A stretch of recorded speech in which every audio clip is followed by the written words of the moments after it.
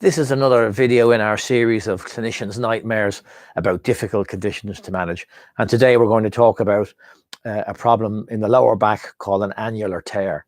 Now, the annular tear is a form of a disc injury, but it's not the typical disc injury that people are usually are aware of, where they're acutely debilitated with low back pain. And if the disc is bulging and putting pressure on the nerve, usually the sciatic nerve, they'll get referred pain down the leg, and it's usually a pretty excruciating condition. So we've talked about that in previous videos, and it's a pretty straightforward kind of a condition to recognize. It really shouldn't be missed. But an annular tear, and I'll talk about the anatomy in a little bit, is a part of the disc that can become strained or torn, no different to spraining an ankle. If you twist an ankle and sprain some of the ligaments, there's a degree of severity there. But an annular tear can leave the back feeling vulnerable, and it either can be a self-limiting condition that doesn't progress, or it can be an early sign of potentially more problems in the disc when it's loaded a bit more.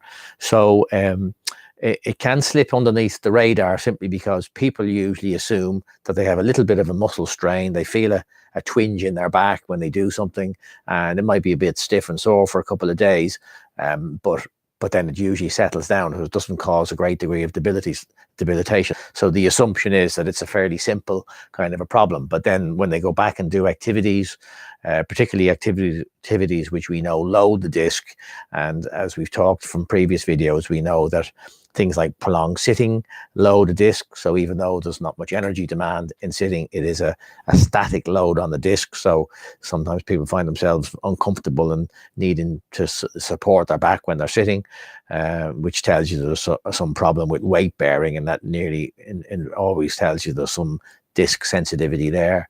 Or activities such as repeated bending or bending and twisting. These are things which put specific kinds of pressure on the disc. Now, some of you may be aware of this, that the disc really consists of two parts. You have a soft jelly-like material in the middle, known as the nucleus pulposus. So it's a sort of a springy ball in the middle of the disc. And then we have a series of rings, or which are basically sinewy tissues like ligaments, and that forms what's called the annulus fibrosus. And I often describe it to people, it's like a car tire. It's a big thick structure around the rim, and it helps to try and keep the soft jelly-like material in the central part of the disc.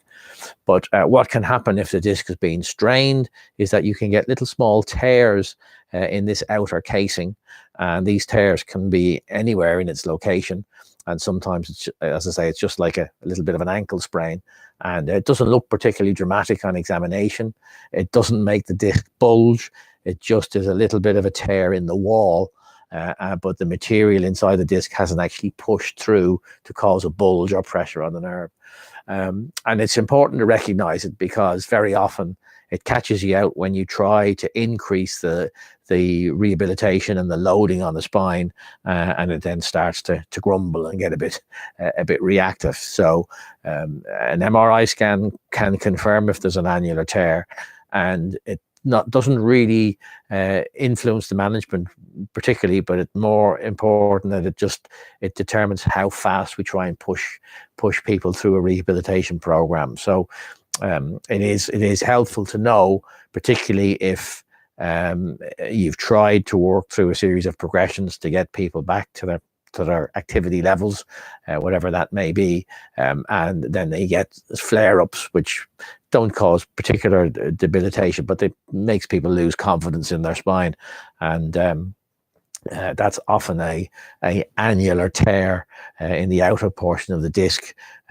which if it's repeatedly strained, causes more and more damage, and then unfortunately it can leave them vulnerable to an acute disc prolapse. So it is quite important to allow it to heal and not to overload it. Now, that doesn't mean just complete rest and not doing anything.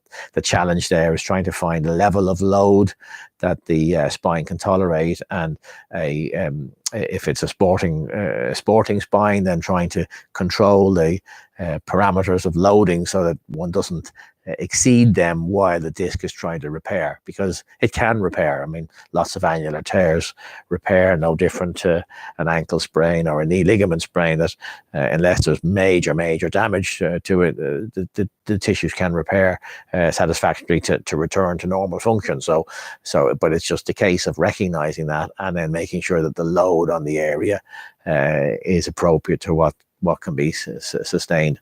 But oftentimes the request for a scan is usually because, as you've tried to push through some rehabilitation, people get little setbacks, and of course lose confidence in their spine, and then maybe can get into a cycle of fear avoidance and not doing things. But it's one of those things that, from a clinician's point of view, you can't just be gung-ho and say, oh, I'll go on and give it a test and see how it goes, because as I say, there could be some issues in the disc that, if you push them beyond a certain factor, you end up causing a complete disruption, and obviously that's not very good. So it's important one, and it's as I say, it slips under the radar because it's not acutely painful. It's usually twingy, niggly kind of pains, so people assume it's something fairly trivial, but from a clinician's point of view, the difficulty is it doesn't present in a particularly dramatic way, and there aren't particular tests just to test for an annular tear. So it's not something that you can do clinical tests to say, yeah, that looks like an annular tear. But it always raises a suspicion, particularly when you see how the symptoms behave with certain kinds of load. So even though there may not be pressure on the nerve, and acute debilitating back pain, which obviously raises the concerns to a higher level, this is one that sometimes just sort of just continues bouncing along at a certain level, and you don't really see a fast rate of change. So from a clinician's point of view, it's important to recognize that, because they need to be managed in an appropriate way, and it usually means that the time course for recovery is a more lengthy period, and there are certain stages in rehabilitation that one has to ensure that the spine is capable of taking sustained load directly through it, being able to tolerate bending, twisting, turning, and then bending with some degree of load on it, which all of us have to do, whether it's getting the shoes and socks on, lifting the children, or playing sports. So whatever your activity levels, one has to match that loading to the requirements. So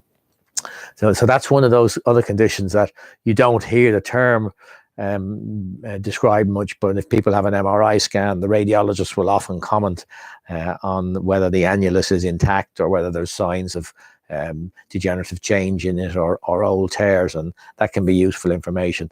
But it's often information that one just uses to explain this kind of an intermittent pattern of niggly symptoms that people can complain of. So another one that the clinician has to be aware of as a potential problem, simply because it can look like a simple issue, which actually isn't as simple as it may appear.